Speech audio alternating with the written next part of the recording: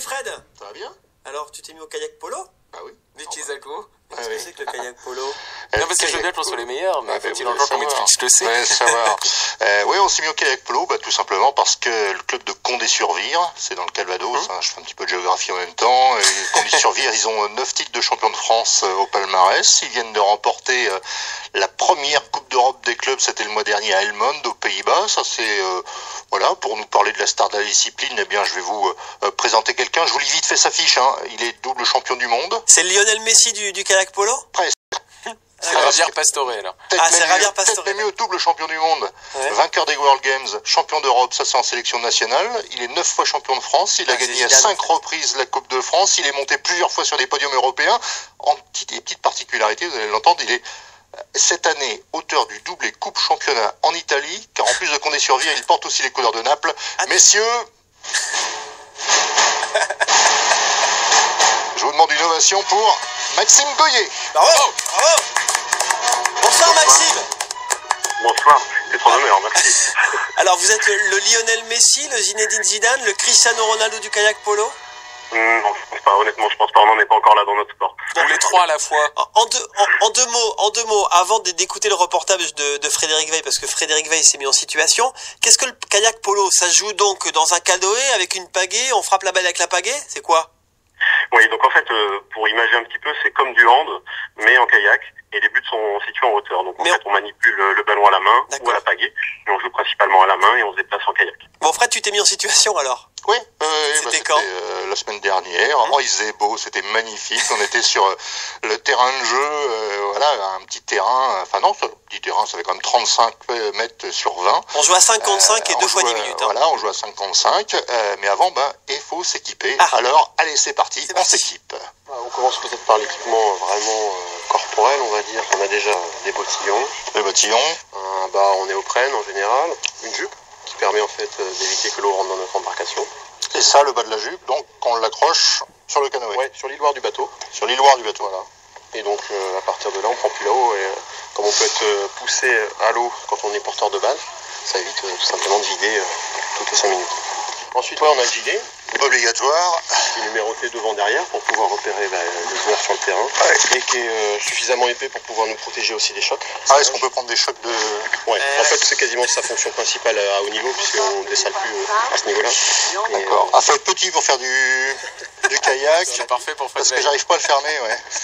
On va y arriver. On va desserrer les sangles. Voilà. Hop. Ah non, mais je suis un peu enrobé. On va dire ça. un peu grand. On a le casque. La grille est obligatoire. Voilà, la grille obligatoire, puisque en général on ne se frappe pas, mais souvent comme on est à proximité de joueurs sur la lutte au bloc, etc. On peut prendre un coup de pagaie, ça doit pas faire du bien. Et le casque, donc, on le met sur la tête. Et voilà. On a l'air fin avec ça. Mais bon, on est protégé. C'est parti, et puis qu'elle se mettre à l'eau. Alors là, évidemment, il faut essayer de ne pas se vautrer en montant dans le kayak. C'est très étroit. On a la pagaie à la main et ensuite, on clipse la jupe. Et voilà. Faut y aller là. C'est parti. Ok. Quel bon élève Frédéric Veil, Maxime Goyer? Oui, il a été sérieux et puis appliqué. Puis il connaissait déjà un petit peu certains aspects de la pratique du canoë-kayak, donc j'ai pas eu beaucoup de choses à lui apprendre. Ah mais tu avais déjà pratiqué Fred? Il y a très longtemps. Je devais être en pupille. Ah, non, donc ça n'existe pas, pupille, je pense. Ça existe Voilà. Non, mais c'est vrai que En Benjamin. le professeur était bon. Bon. Attends, avec ZZ, avec Zizou.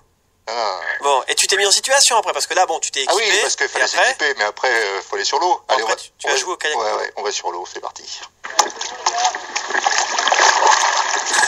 Donc en fait, le plus compliqué, c'est de synchroniser la pagaie avec la stabilité, de recevoir le ballon et de le relancer. Ouais, c'est un tout en fait, il faut réussir à être bien coordonné entre toutes ces actions, quoi.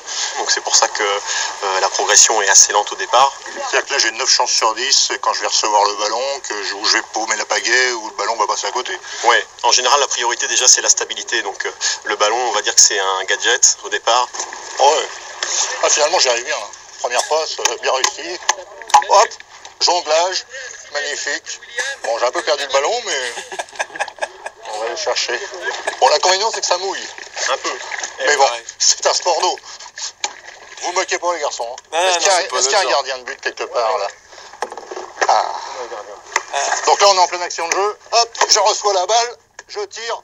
Eh ouais, mon premier but en kayak polo. Et Fred, combien de prises avant ce but, Fred Veil? Quelques-unes. Bon, on disait, Maxime Goyer, que vous étiez la meilleure nation du moment. Comment ça s'explique? Il y a une vraie culture de kayak polo en France? Oui, il y a une vraie culture. Ça se développe énormément depuis ces dernières années, et notamment depuis nos bons résultats, que ce soit en catégorie moins de 21 ans ou senior. Et puis aussi le petit plus, c'est-à-dire que notre école de formation à la fédération est une école de polyvalence.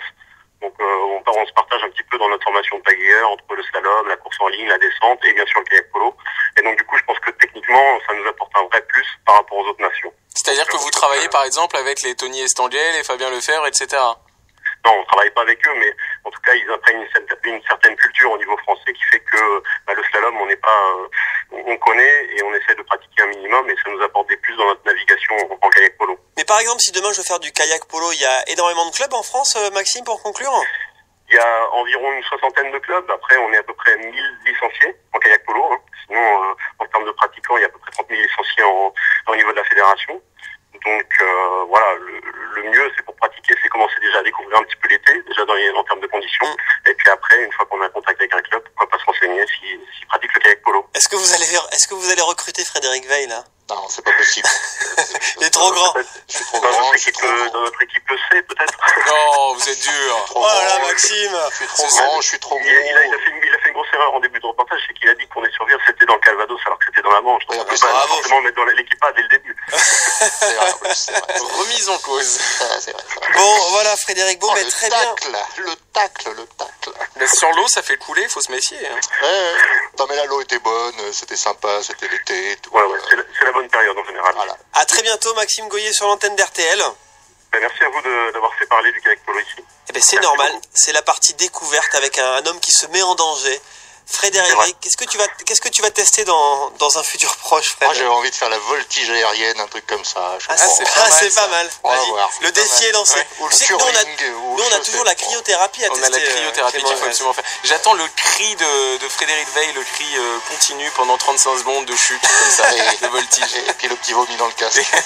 En direct sur RTL. Voilà. Ce serait pas sympa? Bon, messieurs, bonne fin de soirée à vous sur l'antenne d'RTL. Salut Fred, salut Maxime. Et nous, on se retrouve demain pour parler de sport à partir de 20h sur l'antenne d'RTL. Comment?